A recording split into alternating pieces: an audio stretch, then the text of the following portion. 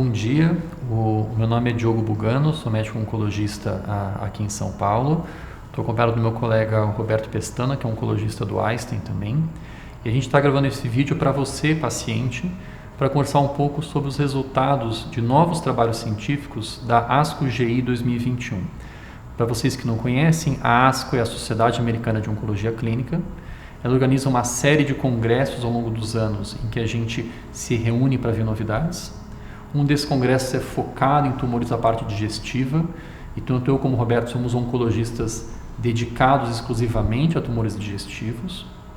E mesmo durante a pandemia o congresso aconteceu na forma digital e trouxe várias novidades importantes para os nossos pacientes. A gente queria compartilhar um pouco com vocês. Uma pergunta que a gente sempre ouve é a questão da imunoterapia. A imunoterapia é um tratamento real que já é possível, já é usado para vários tipos de doença, tá? Mas não para todo mundo. E sempre fica a dúvida, será que para o meu tumor uma imunoterapia funciona bem ou não?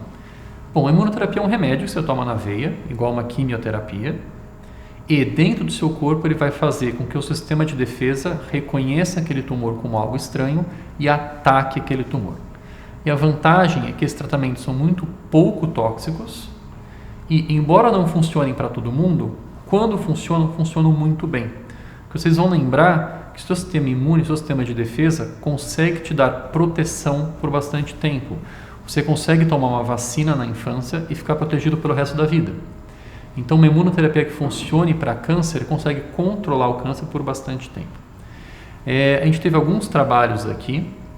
E o primeiro que eu quero destacar, depois o Roberto vai destacar alguns também, são as atualizações do uso de uma imunoterapia chamada pembrolizumab para o câncer de cólon, que é o câncer de intestino. Em linhas gerais, a imunoterapia funciona para poucos pacientes com câncer de intestino. O que é poucos? 3 a 5%. Então, são 5 em cada 100 pacientes. Isso é muito pouco. Mas como o câncer de cólon é uma doença muito comum, você acaba tendo muitos e muitos pacientes que podem receber esse tratamento. Essa população, são 5%, são identificados com um teste que você faz no tumor, através da imunohistoquímica, e esse teste é capaz de dizer se você é 5% ou não. E a gente já sabia que para esses 5%, essa droga chamada pembrolizumab, quando usada como primeiro tratamento, ele é melhor do que a quimioterapia. Então, você tem mais pacientes com tumor diminuindo e pacientes com doença controlada por muito tempo. E o que a gente foi mostrado esse ano é que você conseguia, para uma proporção boa dos pacientes, ter a doença controlada por pelo menos 2 anos. O que significa isso? Significa que depois de 2 anos as coisas desandam? Não, não é isso. Significa que você está tratando esses pacientes, a gente está acompanhando eles, estão sendo acompanhados há 2 anos e continuam muito bem, obrigado. E a gente não sabe por quanto tempo mais vão ficar, a gente espera que talvez para sempre. Tá? Mas isso é 5%. A pergunta que eu vou fazer com os outros 95%. Roberto, a gente já consegue usar a imunoterapia para esses outros 95%? E se a gente não consegue, o que a gente está fazendo para chegar lá? Diogo, infelizmente, nós estamos tendo avanços, felizmente, mas infelizmente esses avanços ainda não conseguiram realmente fazer o sucesso da imunoterapia para esses outros 95%. Mas nós tivemos também novidades, existem muitos estudos em andamento. Então, uma das novidades que eu acho interessantíssimo da gente comentar nesse congresso foi, será que a gente consegue identificar, dentre esses 95%, uma outra porcentagem, um grupo de pacientes para o qual a imunoterapia pode funcionar? E nós tentamos usar um teste, que é um teste que vê quantas mutações esse tumor tem. Por que isso é importante? Quanto mais mutações o tumor tem, maior é a chance de o seu sistema imunológico identificar uma delas e fazer uma resposta contra elas e assim conseguir combater esse tumor. E o que nós vimos é que quando a gente faz esse teste pelo sangue, talvez a gente consiga identificar uma parte dos pacientes, que também é uma parte pequena, mas que pode se beneficiar desse remédio. Ainda foi um estudo pequeno e que nós não podemos fazer isso na prática clínica, no consultório, mas são dados animadores de talvez conseguir daqui para frente usar esse remédio para mais pacientes. Além disso, nós vimos novas combinações. Então, se usar o remédio sozinho, como é o caso no 5%, não funciona bem, será que nós combinarmos com outros remédios para estimular ainda mais o nosso sistema imunológico pode fazer um efeito positivo? E nós vimos duas combinações novas interessantes e que tiveram ótimos resultados, com diminuição do tumor em 22 a 35% dos pacientes nesses estudos de novas combinações, o que nesse cenário é bastante animador. Então, estudos maiores são necessários para confirmar esses achados, mas eu acho que a ASCO-GI mostrou sim uma esperança de que nós estamos no caminho de ou identificar aqueles que possam também se beneficiar ou ainda criar novas combinações para conseguir fazer a imunoterapia agir nesses 95% dos pacientes. E mudando um pouco agora de doença, tá? Eu sei que você se dedica bastante a tumores de fígado. E a gente teve vários e vários tratamentos novos para câncer de fígado, inclusive imunoterapia para fígado. Em que pé que a gente está hoje em dia? O que a gente teve de novo?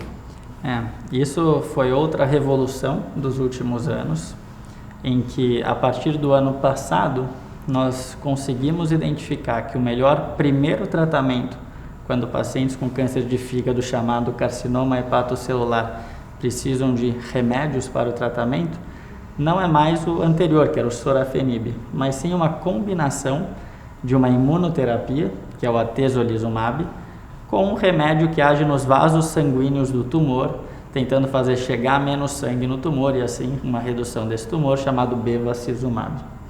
E teve um estudo que comparou esses dois tratamentos, e mostrou que essa nova combinação do atezolizumab com bevacizumab era muito superior em relação ao sorafenib. O que quer dizer ser muito superior? Faz mais vezes o tumor diminuir, faz o tumor ficar controlado por mais tempo, por 40% mais tempo, e faz as pessoas que usam esse remédio viverem mais do que as que usaram o outro remédio. Então isso foi realmente uma revolução e que mudou o nosso primeiro tratamento.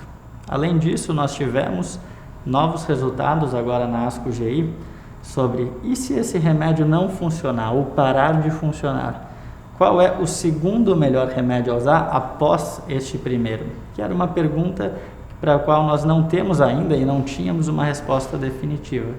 E alguns resultados mostraram que tanto alguns agentes orais, como o lenvatinib, quanto outras combinações de imunoterapia, tentando usar remédios diferentes de imunoterapia, e aqui particularmente uma chamada nivolumab e ipilimumab, podem ter ação depois que este primeiro remédio parou de funcionar.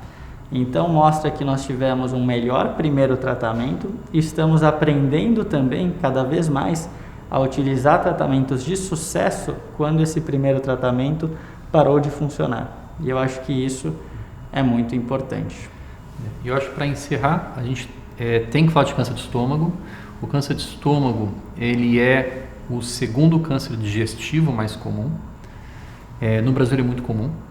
E a gente já tem aprovado para uso no Brasil uma imunoterapia chamada pembrolizumab para câncer de estômago. Só que a aprovação no Brasil é o que a gente chama de terceira linha de tratamento. É o paciente que já fez outras quimioterapias, fez 2 tipos de quimioterapia, esses 2 não funcionaram, ele numa terceira tentativa toma esse remédio e tem alguma ação. O que a gente viu nos últimos anos, principalmente ano passado e esse, são movimentos para trazer esse tratamento para a primeira linha. A gente já tem dados científicos de uma imunoterapia chamada nivolumab, junto com quimioterapia desse primeiro tratamento, funcionando muito bem. A gente tem agora dados dessa imunoterapia pembrolizumab junto com quimioterapia na primeira linha funcionando, e para uma população específica de pacientes, que são tumores que têm uma alteração chamada HER2.